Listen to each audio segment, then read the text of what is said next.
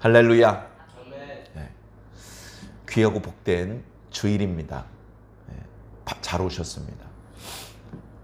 주일인데도 불구하고 아쉬운 게 많아요. 네. 여러 가지로. 왜 이렇게 아직도 덥지? 아침을 충분히 못 먹은 것 같아. 뭐 교회 와서 뭐 좀 했더니 막 땀이 나네. 우리 아무개 집사님은 왜 안 오셨지? 뭐 예를 들면 아주 사소한 것 때문에 좀 이렇게 좀 아쉬울 때가 많습니다. 그런 어떻습니까? 그런 아쉬움을 다 털어내는 것이죠. 기도로 털어냅니다. 교회 오면 우리가 기도하지 않습니까? 예배가 시작되기 전에 기도하지 않습니까? 그 기도를 통해서 우리의 마음을 하나님께 집중시키는 것이죠. 하나님, 아침에 오다 보니까 조금 아쉬운 점이 있었는데 괜찮습니다. 하나님, 오늘 귀하고 복된 주일이고 또 주일 예배가 있고 또 강단에서 말씀을 선포해 주실 때 우리 목사님의 음성이 변해서 하나님의 음성이 되게 하시고 그 말씀 듣고 우리 모두 은혜 받고 구원받는 그런 놀라운 축복의 시간이 되게 해 주시옵소서. 그렇게 우리가 예배 전에 기도하지 않습니까? 그리고서는 이제 찬송을 인도하시는 분과 함께 찬송을 부릅니다.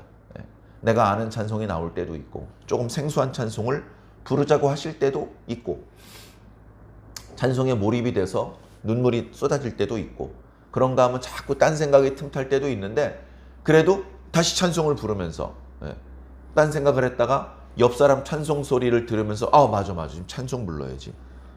그렇게 우리의 마음의 여러 가지 아쉬움들을 털어내고 하나님께 집중하는 것 아니겠습니까? 시간이 되어서 예배가 이제 정식으로 시작을 합니다. 종을 치고 묵도 말씀이 선포되고 또 신앙 고백을 하고 또 뭐 찬송을 함께 부르고 기도를 듣고 모든 것들을 거쳐서 지금은 이제 말씀을 전파하는 시간인데 혹시 지금도 마음에 뭐 아쉬운 것들이 마음에 이렇게 털어지지 않은 부분들이 있습니까? 만약에 마음의 아쉬운 부분이 털어지지 않았다면 어떻겠습니까? 말씀에 집중이 잘 안 될 겁니다. 옆에서 아멘 하고 있는데 잠깐 딴 생각하다가 아멘 뭐 이런 식으로 이쪽에서는 눈시울이 뜨거워져서 울기 직전인데 나는 가슴이 차가워요. 왜? 지금 뭔가 아쉬운 생각이 들어가지고 말씀의 흐름을 잠깐 놓친 겁니다. 그래서 우리가 말씀 듣기에 가장 좋은 상태에서 말씀을 들어야 그래야 말씀의 은혜를 담뿍 받을 수가 있고 말씀의 의미를 정확하게 이해할 수가 있습니다. 예배는 마치 수동적으로 그냥 앉아있기만 하는 것이다 라고 현대 그리스도인들은 많이 생각하지만 과거로 갈수록 예를 들면 초대교회 때로 가고 종교개혁 시절로 가고 아니면 구약에 이렇게 예배드리는 그 모습으로 가면 예배드리는 사람이 가만히 구경꾼이 아닙니다. 예배드리는 사람이 적극적으로 그 예배에 그 제사에 참여해야 됩니다.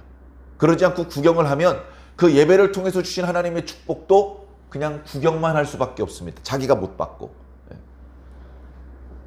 그래서 잘못된 오해를 버려야 돼요. 찬양은 찬양대가 하는 것이고 기도는 저 부목사님, 사모님, 장로, 권사님이 하는 것이고 설교는 목사님이 하는 것이고 광고 장로님이 하는 것이고 그렇게 생각하시면 복을 조금밖에 못 받습니다. 그러지 마시고 적극적으로 참여하시기 바랍니다.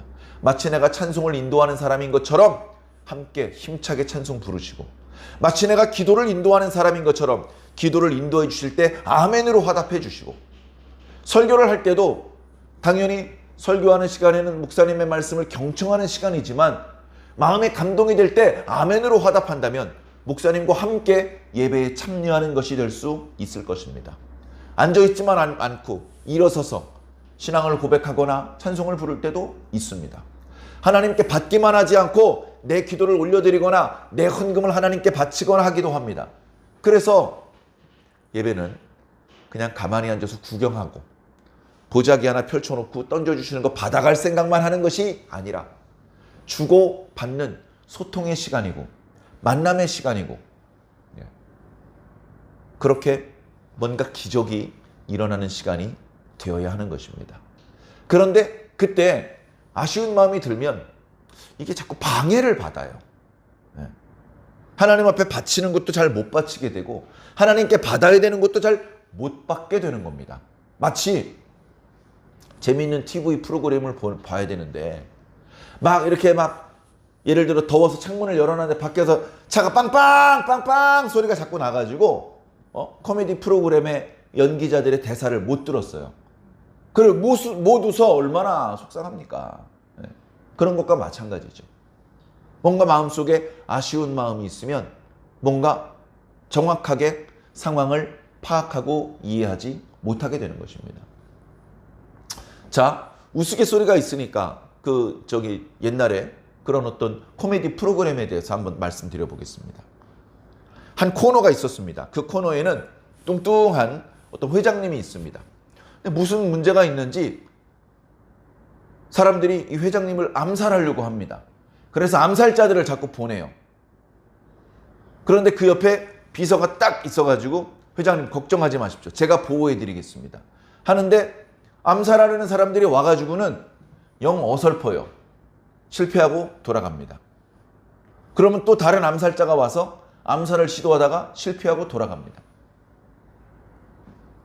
그러면 이 회장은 불안한 거예요. 야, 어떻게 된 거야? 저 사람 나 죽이려고 온 암살범 같은데?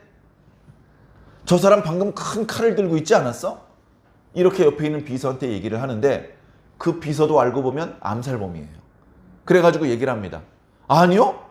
칼은 절 못 봤는데요? 나 분명히 큰 칼을 본 것 같은데? 기분 탓입니다. 아, 그래? 이렇게 말하는 것으로 관객을 웃기는 그런 이제 코너였어요. 자, 제가 드리고 싶은 말씀은 뭐냐면 기분에 따라서 없는 것이 보이기도 하고 분명히 보았는데 못 보기도 하는 것입니다. 기분에 따라 달라지는 것이죠. 그냥 괜히 기분이 좋으면요, 교회 오다가 똥을 밟아도요 노래가 나옵니다. 지나가는 개가 나를 보고 막 사납게 짖어도요 이 개가 나를 보고 웃네, 이렇게 느끼고 받을 수 있게 되는 것이죠. 교회 오면 어떻겠습니까? 아무도 나한테 인사를 하지 않아도 하나도 마음이 섭섭하지 않습니다.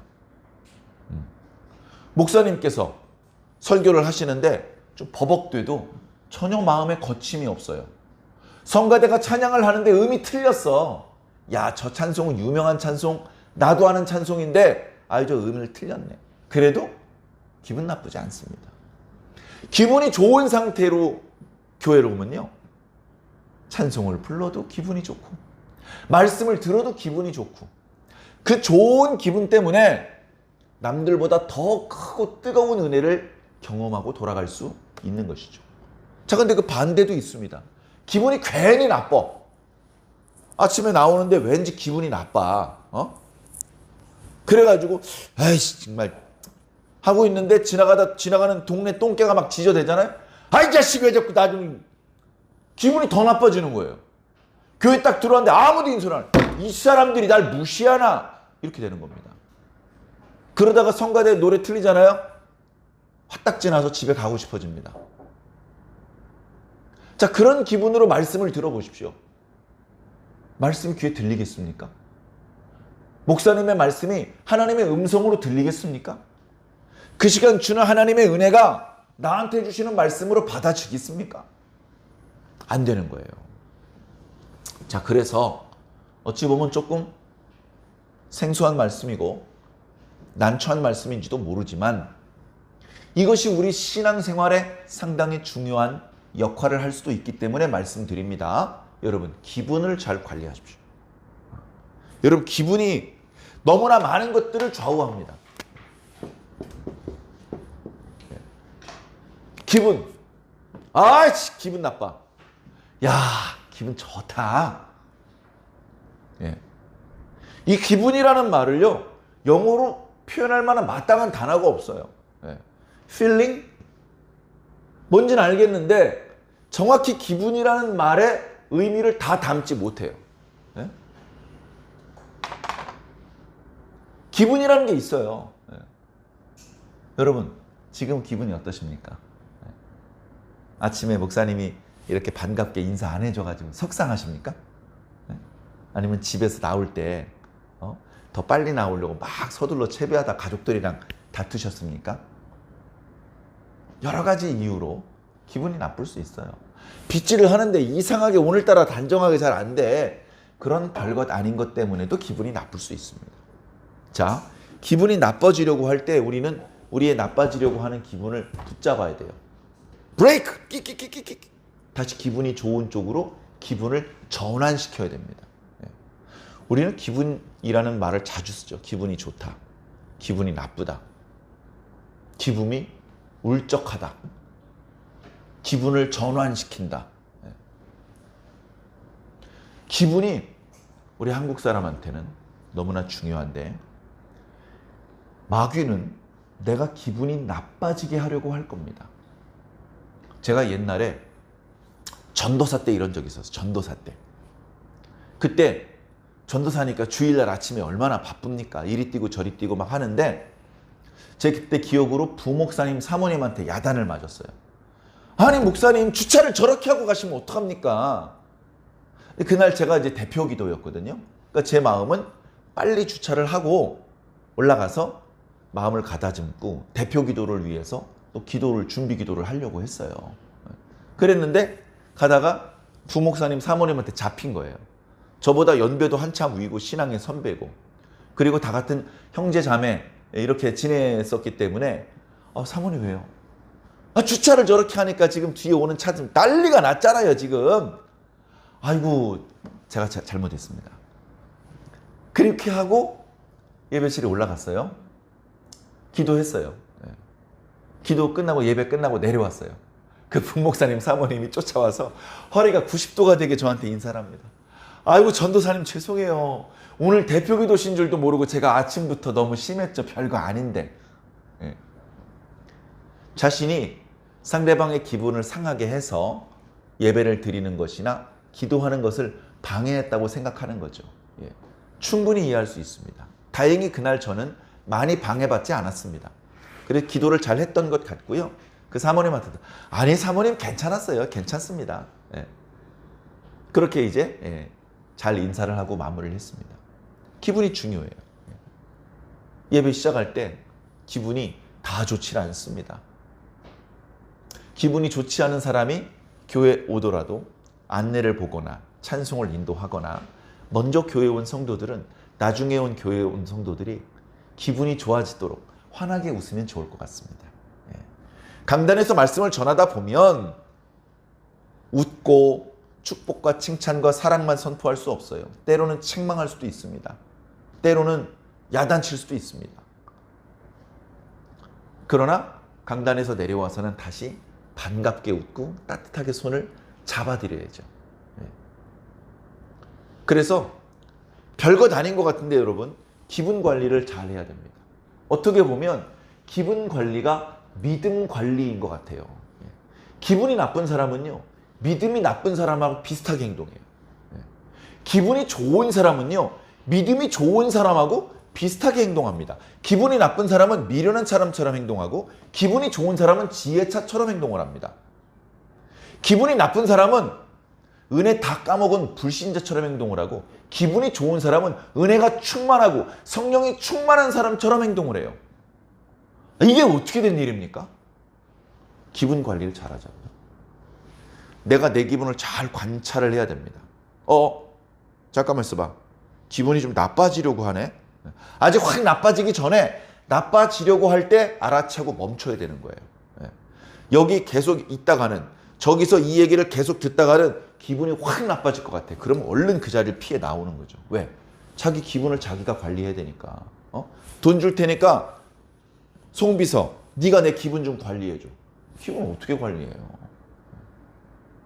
자기 기분을 자기가 관리해야 되는데 마치 좋은 기분을 하나님께서 주신 선물이다. 이거 빼앗기지 말아야지. 이런 심정으로 이 기분을 믿음이라고 생각을 하고 이 기분을 성령이라고 생각을 하고 기분이 나빠지지 않게 믿음이 나빠지지 않게 성령이 소멸되지 않게 기분을 잘 간수하셨으면 좋겠습니다. 기분을 잘 간수하셨으면 좋겠다는 말씀을 마음에 깔고 오늘 말씀을 들으시고 아니 이것은 오늘 말씀뿐 아니고 우리의 신앙을 살아가는 여정 내내 기억해 두시면 좋을 것 같습니다. 제가 어쨌든 40년 넘게 신앙생활 했거든요. 40년 넘게 주일 거의 안 빠지고 신앙을 했단 말이에요. 그런데 이 기분이 좋은 날은 항상 은혜를 받고요. 기분이 안 좋은 날은 은혜를 못 받습니다. 거의 대부분 그랬습니다. 그래서 경험을 가지고 많은 경험들을 근거로 오늘 이렇게 말씀을 드리니까 여러분 꼭 제 말씀을 유념해서 들어주시기를 부탁을 드립니다. 우리는요, 기분이 나빠질 준비가 되어 있는 사람처럼 그렇게 행동할 때가 많아요. 마귀는요, 어떻게든 우리들의 기분을 나빠지게 하려고 해요. 주일날 식당에서 밥을 받는데 누군 깍두기를 3개 주고 난 2개밖에 안 주면 그거 가지고 또 기분이 나빠집니다. 그런 걸로 기분이 나빠지지 않도록 자기 기분을 잘 관리해 주시기를 부탁을 드립니다. 그냥 일상적으로 생각을 해보셔도요, 주변의 친구가 이렇게 얼굴을 안색을 보면 기분이 좋아 보이는 친구가 있고 나빠 보이는 친구가 있지 않습니까? 기분이 나빠 보이는 친구가 오면 왠지 조심스러워요. 야, 왜 그래? 너 뭐 무슨 일 있어? 이렇게 조심스럽게 하게 돼. 기분이 좋은 친구는요, 야, 왔냐? 벌써 텐션이 올라가죠. 같이 덩달아 기분이 좋아지는 겁니다. 신앙생활을, 기분을 생각하시면서 잘 관리해 주시면 틀림없이 도움이 될 것입니다. 오늘 말씀에 보면 느헤미야가 등장을 합니다. 야, 그러고 보니까 오늘부터 9월입니다. 여전히 낮엔 덥습니다. 그런데 습도가 많이 떨어진 것 같아요. 끈적끈적한 느낌은 많이 사라졌습니다. 그리고요, 아침 저녁으로 선선합니다. 여러분 새벽에 교회 와보셨습니까? 새벽에 썰렁해요. 어떤 날은 새벽에 얇지만 긴팔을 입고 싶을 때가 있습니다. 그 기록갱신을 거듭하던 무더위가 이제 한풀 꺾이고 이제 서서히 가을이 오려고 하는 것 같습니다. 올해는 추석 명절도 조금 가까운데 혹시 채비할 일이 있으시면 서둘러 주시기 바랍니다. 오늘부터 9월이 시작되었고요. 그리고 우리가 묵상하던 말씀도 우리가 8월까지는 열왕기 하 말씀 뒷부분, 그 다음에 데살로니가 전서, 데살로니가 후서 말씀 묵상을 하고, 어제까지 데살로니가 후서 3장 마지막 부분 묵상하고, 오늘부터 이제 느헤미야 말씀 시작됩니다. 새롭게 시작되는 거예요, 새롭게. 그런데 느헤미야가 기분이 별로 안 좋아요. 기분이 별로 안 좋아. 그러면 느헤미야는 신앙관리 잘 못하는 사람이냐? 뒤에 보니까요, 신앙관리 잘하는 사람입니다. 느헤미야는 이 안 좋은 기분을 오히려 신앙적으로 활용을 할 줄도 아는 사람입니다. 신앙적으로 활용할 줄도 아는 사람입니다. 오늘 이제 느헤미야의 모습을 통해서 우리가 또 말씀을 듣고 교훈을 받을 텐데, 우리 신앙인들에게 꼭 필요한 교훈이 있습니다.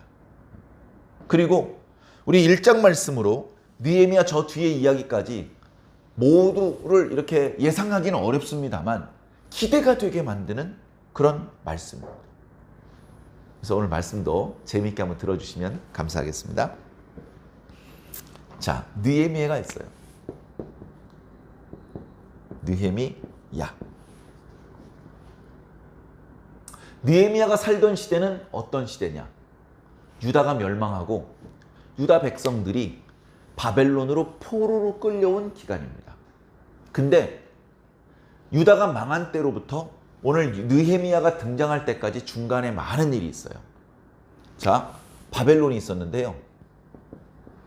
바벨론 때문에 유다가 멸망했잖아요.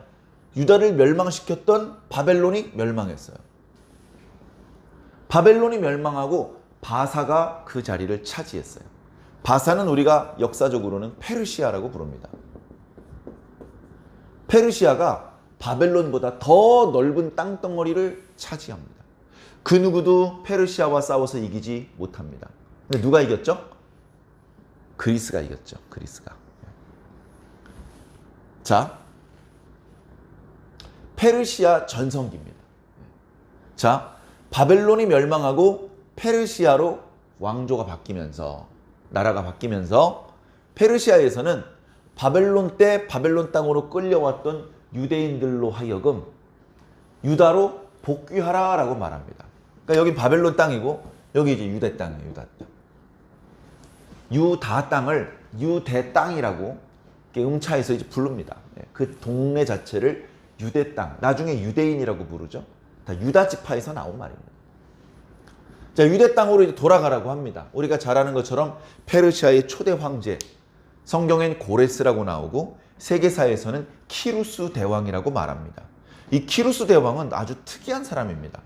정복을 하면 그 정복당한 민족이 저놈 죽여야지 이렇게 생각할 경우가 많은데, 키루스는 정복을 하면 우리를 정복해 주셔서 감사합니다.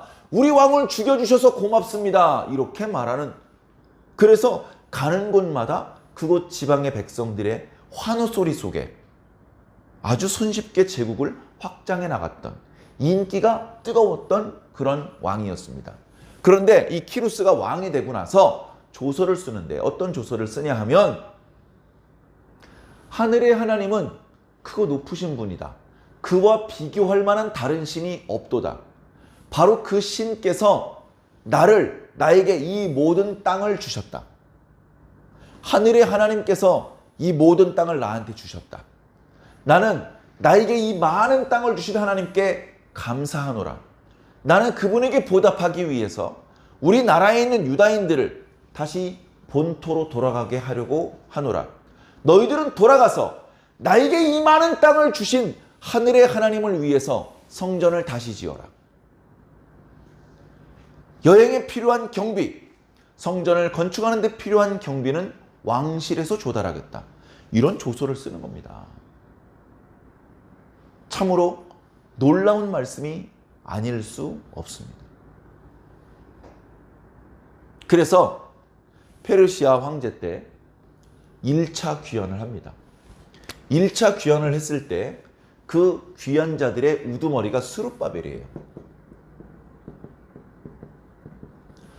스룹바벨은 조사해 보면 여호야긴 왕의 후손입니다. 다시 말해 다윗의 자손이에요. 예수님의 조상이에요. 그런데 귀환하는 유다인들의 인솔자가 되었고 유다 지방의 초대 총독이 됩니다. 그리고서 2차 귀환을 합니다. 2차 귀환은요, 많은 사람이 가지는 못해요. 학사 겸 제사장이었던 에스라에 의해서 유다 사람들이 또 귀환을 합니다. 그리고 3차 귀환을 하는데 아직 3차 귀환하기 전이에요. 3차 귀환이 바로 느헤미야 때 하는 겁니다. 느헤미야 때. 그러니까 유다 지방에서 옛날 바벨론에 의해 멸망당해서 포로로 끌려 나올 때도 3번에 걸쳐서 했어요. 3번에 걸쳐서. 1차, 그때는 2차 때 가장 많은 포로가 끌려 나왔고 3차 때는 절반은 거의 죽였어요. 그리고서 남은 떨거지들을 다 끌고 나왔죠. 그리고 귀환하는 것도 3차에 걸쳐서 합니다. 지금 느헤미야가 아직 유다 총독으로 임명받지 않았기 때문에 지금 현재 상황은 1차 귀환자들과 2차 귀환자들이 예루살렘과 그 주변에 모여 살고 있습니다. 그리고 자세한 기록이 느헤미야에 나오지는 않지만 이미 성전을 지었어요. 솔로몬 성전은 다 무너졌죠? 언제? 바벨론 왕 느부갓네살이 다 박살을 내버리지 않았습니까? 그래서 지금 다시 성전을 준공을 했는데 그걸 스룹바벨 성전이라 그래요. 제2성전. 제3성전을 헤롯 성전이라고 하는데 스룹바벨 성전이 완전히 무너져서 헤롯이 다시 건축한 게 아니고 스룹바벨 성전은 너무나 볼품없고 초라한 성전이었어요. 그래서 거기에 헤롯이 유대인들의 환심을 사기 위해서 많은 돈을 들여서 그 성전을 보수하고 그 주변의 전각들을 많이 증축을 해서 정말 멋있는 성전을 만들었어요. 그러나 주후 70년에 로마 군대에 의해서 다 무너지고 벽 하나 남아있죠. 통곡의 벽입니다. 성전의 벽도 아니고 성전 주변에 있던 담장 중에 하나가 남겨져 있는 상황입니다. 자, 어쨌든 성전은 건축했지만 유대인들이 예루살렘 주변에 살고는 있지만 오늘 말씀을 보니까 상황이 좋지 않은 것 같습니다. 유대 주변 여러 지방 사람들에 의해서 핍박을 받고 있고 때로는 약탈을 당하고 있고 그들이 계획하는 목축업이나 낙농업도 뭔가 잘 안 되고 있습니다. 그리고 여전히 그들이 살고 있는 마을은 정말 아름다운 예루살렘이 복구된 것이 아니라 여전히 성벽은 허물어진 채 복구할 엄두를 내지 못하고 있고, 옛날 성문이 있던 것들은 불타가지고 아주 그냥 정말 볼품없는 상태가 되어 있다는 것입니다. 그 이야기를 이제 느헤미야가 들었어요. 자, 오늘 주인공이지만 조금 아래쪽에다 이름을 기록합니다. 자, 지금은 바벨론 때가 아니기 때문에, 페르시아 때이기 때문에 여러 가지로 통행증을 발급받으면 유다 지방으로 왔다 갔다 할 수 있습니다.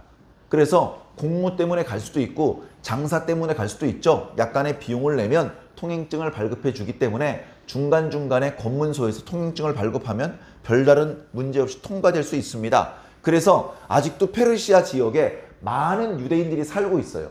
귀환한 사람보다 남은 사람이 훨씬 많습니다. 1차, 2차, 3차 때 귀환한 사람보다 남겨진 사람이 적게는 5배, 많게는 20배가 남았다고 그럽니다. 그러니까 어떻게 된 겁니까?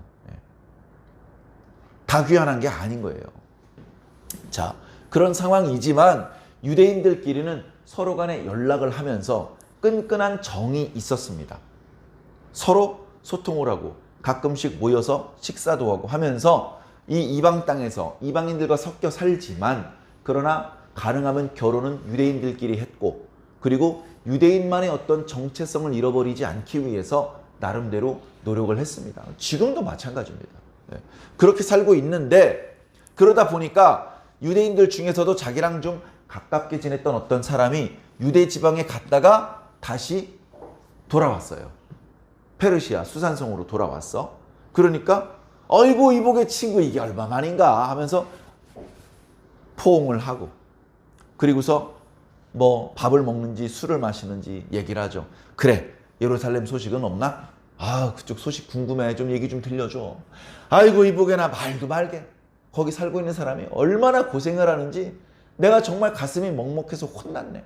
그뿐만이 아닐세, 성벽은 무너져서 복구할 생각도 못하고 있고 성문은 불타가지고 정말 난장판이고 폐허가 아닐 수 없네. 야, 그곳에 하나님께서 이름을 두셨고 솔로몬이 성전을 건축했고 그 다윗성은 아름다워서 온 세상 사람들이 죽기 전에 한번 보고 싶어하는 그런 도성이었는데, 지금은 그 과거의 영광이 다 사라졌고 오히려 정말로 볼품없는 그런 지경이 되고 말았네. 아유, 그때 그 예루살렘 정경을 떠올리니까 아유 기분 나빠요. 술맛 떨어져요. 술 마셔. 그러면서 예루살렘 소식을 전해주는 거예요. 친구들을 다 돌려보내고 혼자 집에 와가지고 도저히 잠이 오지 않습니다. 그 이유를 설명하기 어려운 눈물이 안에서부터 쏟아 올라오는데 눈물이 멈추질 않습니다. 유대인들은요, 나라를 잃은 이후에 속상한 일이 있으면 금식하는 것이 일상화되어 있었습니다. 느헤미야가 금식을 합니다. 금식을 해요. 울고 밥 안 먹고 잠 안 자고 뭐 할까요? 요즘 애들은요, 잠 안 자고 밥 안 먹고 게임하더라고요. 게임하고 유튜브 보고 또는 뭐 웹툰 보고. 저도 해봤는데요, 시간 가는 줄 모르겠어요. 벌써 2시간이? 벌써 날이 밝아와? 순식간입니다. 자, 그런데 오늘 말씀의 주인공인 느헤미야는 기도합니다. 기도. 느헤미야가 뭐라고 기도하는지 우리 안 살펴볼 수 없죠. 자, 느헤미야가 기도합니다. 자, 느헤미야가 기도를 하는데, 여러분, 우리 신앙인들 기도, 신앙생활할 때 빼놓을 수 없잖아요. 지난주에도 그런 말씀 드렸던 것 같아요. 부족한 건 말씀이 아니라 기도입니다. 학이 부족한 게 아니라 습이 부족합니다. 지식이 부족한 것이 아니라 실천하는 것이 부족합니다. 그런 말씀을 드렸는데요. 우리 신앙인에게 기도를 빠뜨릴 수 없습니다. 목사님, 어떻게 기도하면 좋습니까? 목사님, 기도하는 방법을 알려주십시오. 서점에 가면 기도와 관련된 책들도 많이 있습니다.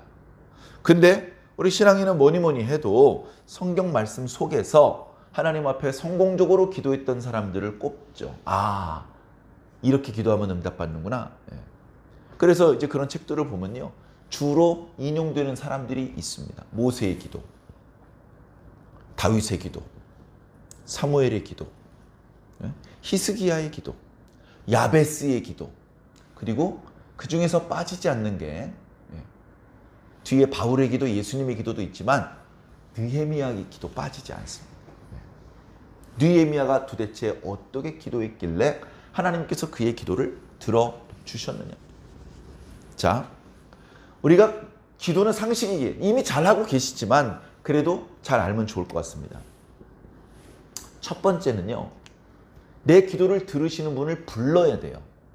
예를 들면 내가 뭔가 할 말이 있잖아요. 용돈 줘! 변기통에다 대고 아무리 얘기해봤자 소용없습니다. 어떻게 해야 됩니까? 엄마 얼굴을 보고 엄마! 라고 먼저 부른 다음에 용돈 좀 주세요 라고 얘기를 하는 겁니다. 그죠? 엄마를 쳐다보지 않고 다른 곳을 쳐다보면서 용돈 좀 주세요 아무리 90도로 절해도 용돈 안 나와요. 아니 내가 그렇게 간절하게 용돈 달라고 했는데 왜 안 줬어? 엄마가 나한테 얘기하는 줄 몰랐어. 그럼 끝나는 겁니다. 기도도 마찬가지예요. 기도 열심히 했는데 이 기도가 하나님께 바친 기도인지 부처님한테 바치는 기도인지 몰라. 그러면 안 되죠. 그러니까 기도는 먼저 하나님을 부르는데 그 하나님을 부르는 표현 속에 나의 신앙 고백이 들어있고 나의 찬양이 들어있는 겁니다. 느헤미야는 누구에게 기도했겠습니까? 당연히 하나님께 기도했겠죠. 여러분, 예수님께 기도하는 게 아니라 하나님 아버지에게 기도하는 겁니다. 예수님께 기도하는 거 아니었어요? 예수님의 이름으로 기도하는 겁니다. 예수님도 아버지께 기도하셨습니다. 우리도 아버지께 기도하는 겁니다. 자, 뭐라고 기도했습니까? 자, 한번 4절 볼까요? 내가 이 말을 듣고 친구들의 말을 들었죠. 앉아서 울고 하루 이틀이 아니야 수일 동안 슬퍼하며 하늘의 하나님 앞에 금식하며 기도했다. 뭐라고 기도했느냐? 5절에 하늘의 하나님 여호와 크고 두려우신 하나님이여. 그냥 하나님이여 라고 말하지 않고 자신의 신앙 고백과 찬양을 담아서 하나님을 부르는 겁니다. 저도 그렇게 기도합니다. 사랑이 많으신 예수님, 지금도 살아계신 예수님, 생명이고 부활이신 예수님, 그냥 예수님 해도 돼요. 그런데 그 앞에 어떤 표현을 덧붙임으로 해서 나는 예수님이 지금도 살아계시다고 고백합니다. 믿습니다. 그런 신앙과 사랑의 고백의 내용이 호칭 속에 담겨져 있는 것이죠. 당연히 찬양의 내용이 담겨져 있는 것이죠. 나를 사랑하시고 나를 위해 돌아가셨고 나를 지금도 지켜주시는 예수님의 이름으로 기도합니다. 감사와 찬양의 내용이 그 속에 담겨져 있는 거죠. 자, 지금 유대 지방이 아주 힘든 지경이 되었어요. 그 소식을 들었기 때문에 기분 좋게 신이 나서 기도하는 게 기분이 안 좋아요. 그런데 이 기분 안 좋은 것을 오히려 하나님 앞에 기도하는 에너지로 쓰고 있습니다. 이 울적한 마음이 없어지기 전에 하나님 앞에 기도하는 것이죠. 하나님! 크고 두려우신 하나님. 도대체 유다가 왜 저렇게 불탔습니까? 왜 저렇게 허물어졌습니까? 왜 저렇게 많은 사람들이 죽었습니까? 하나님께 범죄해서 두려우신 하나님의 심판을 받아서 그렇게 된 거 아닙니까? 그렇기 때문에 두려우신 하나님이라고 부르는 겁니다. 이렇게 기도하는 느헤미야 마음속에는 하나님께 대한 두려워하는 마음이 있습니다. 그것을 멋있게 경외하는 마음이라고 표현하기도 하죠. 하나님을 두려워하는 마음으로 하나님을 부릅니다.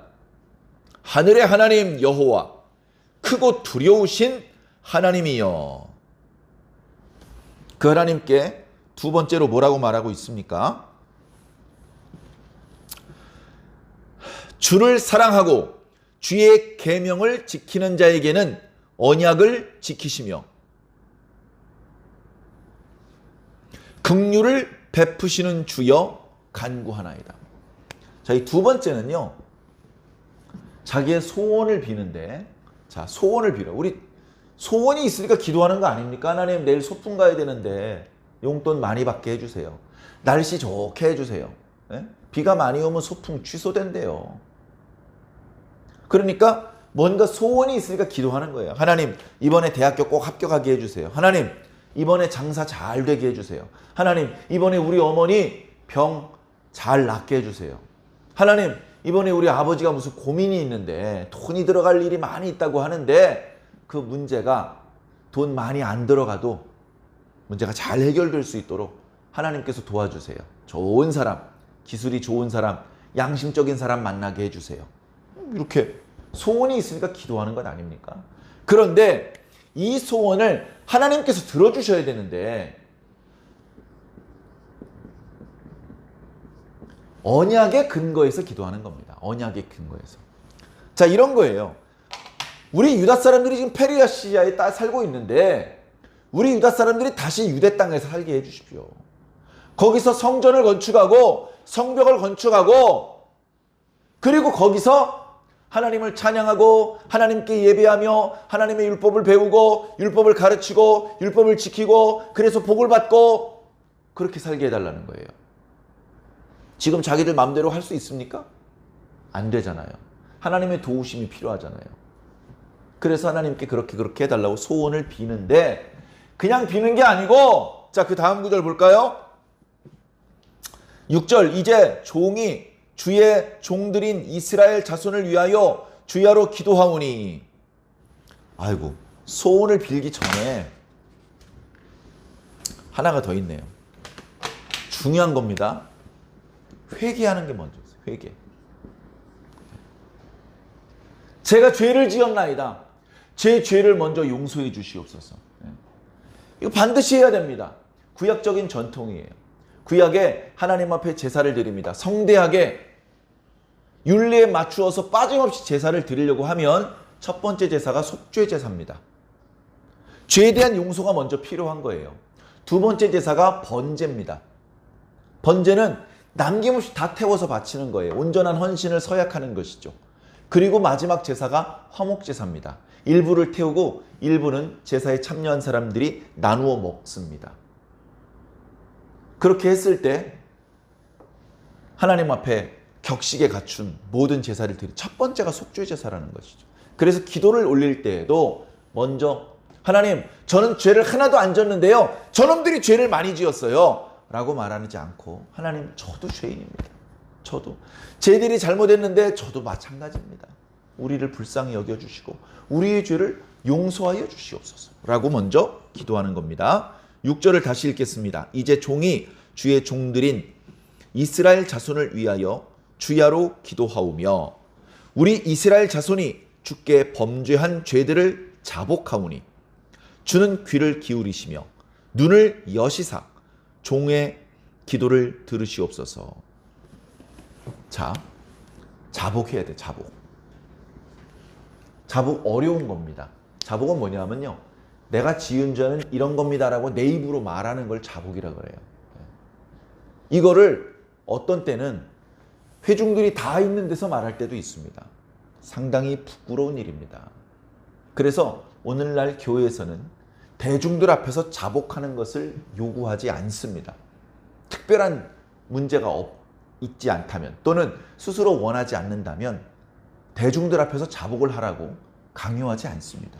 그러나 하나님 앞에 단둘이 있는 자리에서도 자복을 안 하는 것은 뻔뻔한 행동 아닙니까?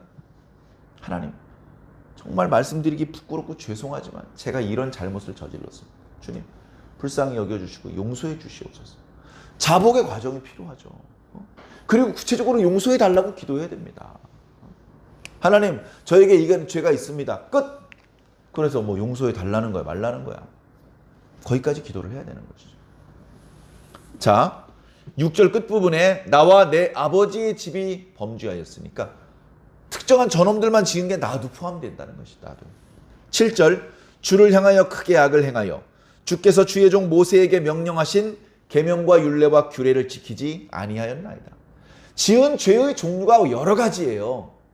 우상 숭배의 죄도 저질렀고 간음의 죄들, 도적질의 죄들, 살인의 죄 이런 죄가 있는데 그 모든 것들을 다 그냥 뭉뚱그려서 모세를 통해서 주셨던 계명을 우리가 지키지 않았습니다. 그 속에 다 들어있는 것이죠. 자, 8절 옛적에 주께서 주의 종 모세에게 명령하여 이르시되 만일 너희가 범죄하면 내가 너희를 여러 나라 가운데 흩을 것이다. 자, 이제 소원이 나오는 것이죠. 흩을 것이다. 언약의 기초에서. 옛날에 모세를 통해서 이렇게 말씀하지 않았습니까? 범죄하면 흩을 것이다. 그래서 지금 우리가 흩어졌습니다. 유다에 살지 못하고 지금 페르시아에 쫓겨왔습니다. 그러나 언약하시기를, 모세를 통해서 말씀하시기를 9절에 만일 내게로 돌아와 내 계명을 지켜 행하면 너희 쫓긴 자가 하늘 끝에 있을지라도 내가 거기서부터 그들을 모아 내 이름을 두려고 택한 곳 예루살렘에 돌아오게 하리라 라고 약속하셨던 말씀 기억해 주시옵소서. 다시 말해서 뭐죠? 다시 우리 페르시아에 있는 유다 백성들을 예루살렘으로 돌아가서 살 수 있게 해달라고 기도하는 겁니다. 1번, 2번 생략하고 덜렁 우리 예루살렘에 가서 살게 해주세요 라고 기도하는 거 아닙니다. 영악한 어린이는요, 엄마 용돈 줘 5만 원 이러지 않아요. 어떻게 합니까? 엄마가 오면 전에보다 훨씬 친절하게 인사를 합니다. 엄마가 뭐 하잖아요? 쪼르륵 달려가서 어깨 주물릅니다. 어깨. 별로 시원하지도 않아. 힘이 약해가지고. 그러면 엄마가 어때요? 눈치챕니다. 용돈 필요하냐? 네, 누구 생일인데 5만 원만 주세요. 그러면 받는 겁니다. 그런데 평소처럼 엄마 인사 안 하고 엄마랑 신경전을 펼치다가 갑자기 엄마 5만 원. 5만 원 받습니까? 못 받습니다. 하나님께도 마찬가지예요. 이런 죄가 있는데 어떻게 하나님 앞에 소원을 말씀드릴 수가 있습니까? 부끄럽게. 지난번에 저질렀던 죄를 잘못했다고 인정을 하고 용서를 구하고 그리고서 소원을 말해야죠. 이렇게 기도할 때 하나님께서 그 기도를 들으시더라는 겁니다. 자, 이어지는 말씀 10절. 이들이 누구예요? 유다 백성들. 그러니까 봐요. 자기 혼자를 위해서 기도하는 게 아니에요. 페르시아 지역에 살고 있는 모든 유다 백성들을 위해서 기도하는 거예요. 그리고 가만히 보면 혼자 기도하는 것도 아니에요. 수일 동안 금식하며 기도했다 그랬잖아요. 한 번 기도한 게 아니에요. 하루 기도한 게 아니에요. 혼자 기도한 게 아니에요. 많은 사람들이 여러 차례 만나서 또는 흩어져서 계속해서 이 내용을 가지고 기도하고 있는 겁니다. 이들은 주께서 일찍이 큰 권능과 강한 손으로 구속하신 주의 종들입니다. 주의 백성입니다. 자, 여기서 또 중요한 게 나와요. 자, 하나님이 누구시냐 이거예요. 하나님. 자, 하나님이 누구시냐? 하나님은 주님이시다. 주님. 주인이시다. 주인. 우리는 누구냐? 우리는 하나님의 백성이고 종들이라는 거예요. 종들. 종들이라는 거예요. 자기가. 오늘 말씀에 보면 종이란 표현이 자주 나와요. 6절 볼까요? 이제 종이 주의 종들인 이스라엘 자손을 위하여 기도합니다. 종이 누구예요? 느헤미야가 자기 자신을 가리켜 종이라고 하고 있어요. 이스라엘, 지금은 다른 지파는 다 사라지고 유다 지파만 남았지만 이 유다 지파를 가리켜 뭐라 그럽니까? 하나님의 종들이라고 말하는 거예요. 하나님의 계명을 전달해줬던 모세는 누굽니까? 8절, 주의 종 모세. 모세도 하나님의 종이에요. 그죠? 지금 하나님께 기도하는 사람들은 누굽니까? 주여, 이들은 주의 종들이요 주의 백성입니다. 자, 11절, 주여 구하오니 귀를 기울이사 종의 기도와 주의 이름을 경외하기를 기뻐하는 종들의 기도를 들어주시옵소서. 혼자 기도하는 게 아니라니까요. 여기 페르시아에 살고 있는 유다인들이 다 깨어서 기도하는 사람이라는 말이 아닙니다. 페르시아 지역에 살면서 이방인 돼버린 유다인들도 많아요. 더 이상 하나님을 경외하지 않는 유대인들도 많아요. 그런데 경건한 유대인들이 있었어요. 느헤미야가 경건한 사람이었기 때문에 유유상종 같은 경건한 사람들끼리 교제하면서 지냈는데 유다로부터 전해들은 소식을 가지고 함께 기도하고 있는 거예요. 이런 내용. 자, 그러면서 뭐라고 기도합니까? 오늘 종이 형통하여 이 사람들 앞에서 은혜를 입게 하옵소서라고 말합니다. 이 사람은 누구냐면요, 페르시아 황제를 말합니다. 페르시아 황제. 2장 1절을 보니까 아닥사스다 왕이라 그래요. 아닥사스다 왕. 페르시아 황제가 천하를 호령합니다. 그죠? 그러면서 거의 신처럼 추앙을 받고 있습니다. 그런데 느헤미야는 알아요. 아닥사스다 왕, 하나님 앞에는 그저 인간일 뿐이야. 아닥사스다 왕 옆에 권세자들이 많아요. 왕의 부인도 있고 왕의 형제도 있고 군대 장관도 있고,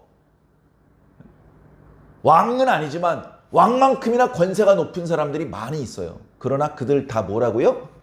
인간일 뿐이다. 인간일 뿐이다. 하나님, 제가 유다로부터 소식을 전해 듣고 마음이 지금 울적합니다. 그래서 지금 이런 기도를 하고 있는데 하나님 들어주시옵소서. 제가 그리고 오늘 결심하고 황제 폐하에게 한마디 하려고 하는데 하나님, 저를 좀 도와주시옵소서. 저 사람들에게 은혜를 입게 하여 주시옵소서. 제가 계획했던 것들이 형통하게 되게 하여 주시옵소서. 그렇게 기도하는 겁니다. 이렇게 간절하게 기도하고 났더니 울적했던, 좋지 않았던 기분이 좋아졌어요. 기도를 했는데 아직도 기분이 나빠. 기도를 좀 더 하셔야 됩니다. 기도가 제대로 통했으면 기도 끝나고 일어날 때 온몸이 새털처럼 가볍습니다. 기도한 곳 주변에 눈물, 콧물, 침방울이 떨어져 있지만 얼굴은 여기저기 눈물이 흐르고 침자국이 있지만 너무너무 기분이 상쾌해서 웃음이 막 나옵니다. 웃음이. 그게 기도의 능력입니다. 기도해서 우리가 하나님과 통하면 말로 상상할 수 없는, 다른 방법으로는 느낄 수 없는 기쁨이 기도를 통해서 얻어지는 것입니다. 사랑하는 성도 여러분, 느헤미야의 모습을 통해서 우리가 본받고 배울 것들이 많이 있지만 오늘 특별히 느헤미야의 기도를 통해서 배우시기를 바랍니다. 먼저는 하나님이 우리의 주인이시라는 것, 우리의 왕이시라는 것을 기억해야 됩니다. 우리는 그분의 백성이고 우리는 그분의 종들입니다. 그러니까 당연히 순종해야죠. 순종하지 않았던 결과 심판을 당해서 지금 고국에서 쫓겨난 입장이 되지 않았습니까? 다시 돌아가야 되는데 방법이 없어요. 힘도 없어요. 그러나 하나님께서 언약하신 말씀이 있습니다. 하나님의 말씀을 근거로 소원을 비는 겁니다. 그렇게 할 때에 우리 하나님께 용서받을 수 있고 약속의 말씀에 따라서 다시 유다 땅으로 돌아갈 수 있는 길이 열리게 되는 것입니다. 맨 마지막 구절을 보니까 이때 당시 느헤미야가 황제 앞에서 술을 따라주는 관원이었다라고 말합니다. 이해가 잘 안 되지만 고대 사회로 말씀드리자면 매우 높은 고위직입니다. 왕이 술잔을 잡으면 거기다 술을 따라주는 일을 하는 것이죠. 그 술에 독이 들어있으면 왕은 죽습니다. 고대 시대에 군대를 일으켜서 왕의 군대를 이기고 왕을 죽이면서 왕이 되는 것은 어렵기 때문에 독살하는 경우들이 너무나 많이 있었습니다. 그렇기 때문에 왕이 마시는 음식, 마시는 음료, 먹는 음식은 반드시 옆에서 먼저 먹어봅니다. 그 속에 독이 들어있는지 없는지. 그래서 왕이 마시는 포도주도 반드시 그 포도주를 따르는 역할을 하는 신하가 먹어봐야 되는데 그 신하가 반역을 일으키는 사람하고 내통을 하면 왕은 꼼짝없이 죽는 겁니다. 그러니까 반역을 일으키는 사람과 내통을 할 가능성이 없는 가장 믿음직한 사람을 술관원장으로 세우는 거예요. 지금 느헤미야가 페르시아 출신이 아닌데도 불구하고 이방인 출신인데도 불구하고 그런 고위직까지 올라갔는데 그것은 바로 하나님의 은혜죠. 하나님의 이끄심이 아니라면 요셉도 다니엘도 그리고 느헤미야도 그렇게 높은 곳으로 올라갈 수 없었을 것입니다. 그렇게 높은 지위에 올라간 것도, 그리고 그런 느헤미야가 경건한 사람인 것도, 그런 경건한 고위직에 있는 사람이 유다의 소식을 듣게 된 것도 다 하나님의 뜻입니다. 그래 이 일이 느헤미야로 하여금 기도하게 만들었고 황제 앞에 걸어 나가게 만들었는데 이제 2장 이후에 어떤 말씀이 전개될지 무척 기대가 됩니다. 모르긴 해도 하나님께서 느헤미야를 통해서 당신의 뜻을 이루실 것 같습니다. 그 과정에서 느헤미야는 또 어떤 모습을 우리들에게 보여주게 될지 기대가 됩니다. 다 함께 돌아오는 한 주간 동안에 느헤미야 이어지는 말씀을 함께 읽고 묵상하시면서 한 구절도 빠뜨리지 않고 하나님의 말씀을 읽고 그 속에 담겨져 있는 교훈을 배우고 그 속에 함유되어 있는 영적인 양분을 모두 섭취해 얻으시고 여러분들의 신앙이 점점 더 이 가을에 풍성한 알곡처럼 여물어 가시기를 예수님 이름으로 간절히 축원합니다.